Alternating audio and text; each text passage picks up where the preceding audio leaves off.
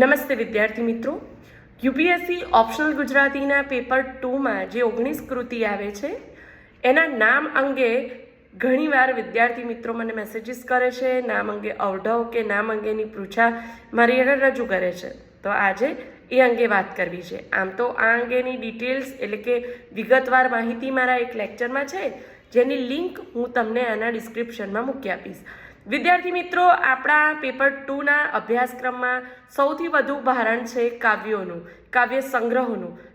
તો એના નામ પહેલાં વસંત વિલાસ, ધ્વનિ કાવ્ય સંગ્રહ, કાદંબરી આખ્યાન સંગ્રહ છે, પૂર્વાલાપ, સુદામા ચરિત્ર, સપ્તપદી, ચંદ્રચંદ્રાવતીની વાર્તા જે પદ્ય વાર્તા છે, ફાર્બસ વિરહ, અખે ગીતા આમાં મધ્યકાળ અને એની સાથે અર્વાચીન કાળના કાવ્ય સંગ્રહો સમાવિષ્ટ છે.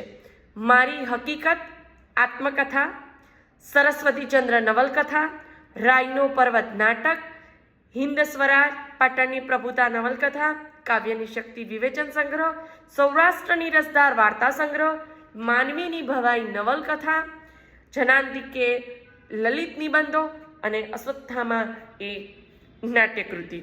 એ રીતે આપણી 19 કૃતિઓ આપણને મળે છે.